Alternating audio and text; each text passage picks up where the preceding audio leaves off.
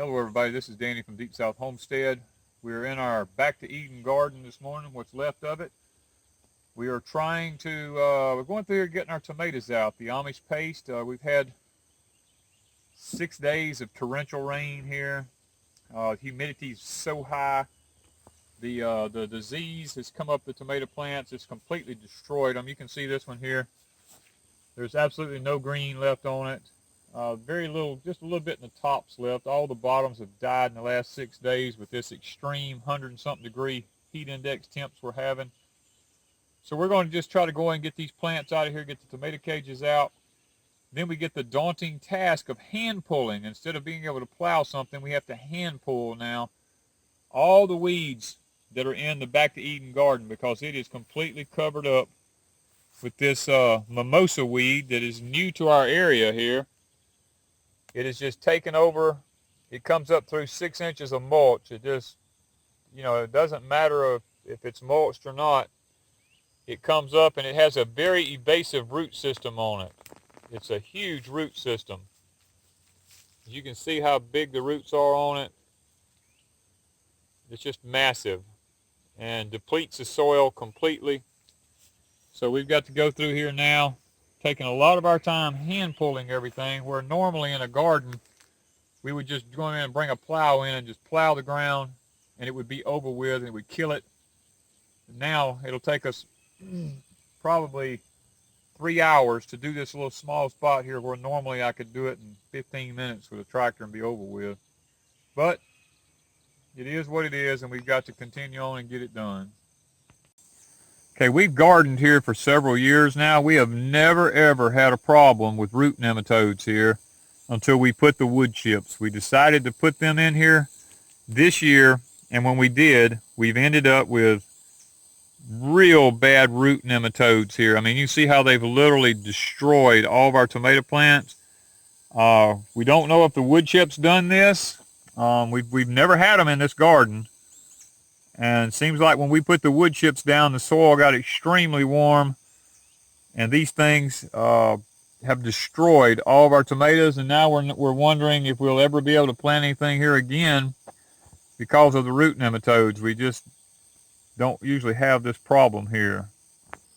This is our purple basil that was in between our tomato plants. It's doing pretty good. The mimosa weeds about took them over. But we're going to leave them right now, because they're going to seed. We probably will harvest some of the seeds off of them and keep them. And in the background, we've got our rattlesnake beans. We were leaving them to go to seeds, but we've got to noticing, even after our big beans is on it, there's a lot of small ones on it. So we're thinking about going in and just going through it and trying to pick some of the small ones off for fresh eating. We've already canned a lot off of them, but they just keep producing. So we think that maybe we might make another picking off of them and try to start saving some seeds from them at that point. Okay guys, this is our purple sweet potatoes. We planted them in our carrot bed. We've got a few rogue carrots that came back up. They're in there doing pretty good. I got one here and one down there, but this is our purple sweet potatoes, and they're loving growing where the carrots was at, mainly because that soil's been broke down like 12 to 16 inches deep. And it's real soft and mellow, so I'm guessing that these are really loving that type of soil. We've never grown purple sweet potatoes here. One of our subs sent them to us, and we are planting them. And we got this bed from one sub who sent us some, and another sub sent us some more, and we have them in another bed right back here behind me.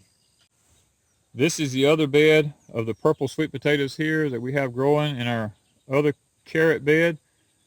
Looks like both varieties of purple sweet potatoes from 2 different subs are doing fantastic. They look really good. We're getting plenty of rain. The beds are very nutritious because of the carrots and the things that we've amended into the soil for them. So evidently the sweet potatoes are loving the exact same things the carrots love. And too, with all this rain we're having, the sugar cane is really kicking it up. We're going to try to get some fertilizer in on it here shortly to try to maybe get it on up where it needs to be. But I mean, it's already 8 feet tall. It's 2 feet above my head. So looks like if nothing goes wrong, we don't get any hurricanes or anything in here this year, we're going to have a bumper crop of sugarcane again, so we're looking forward to making syrup this fall. This is only one of our patches. We got another on the hill back yonder that's doing just as good. So it looks like it's going to be a bumper year for sugarcane also. These are butter beans that we planted in containers. And as you can see, they're doing really great. Lots and lots of blooms everywhere. I'm picking a few. Somebody's being nosy.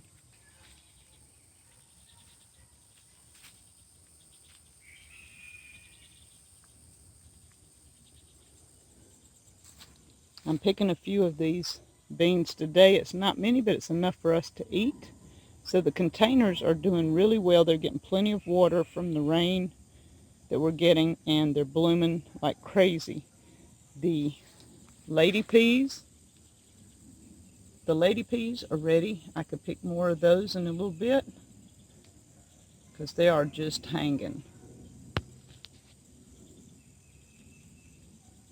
And they're starting to fill out really well.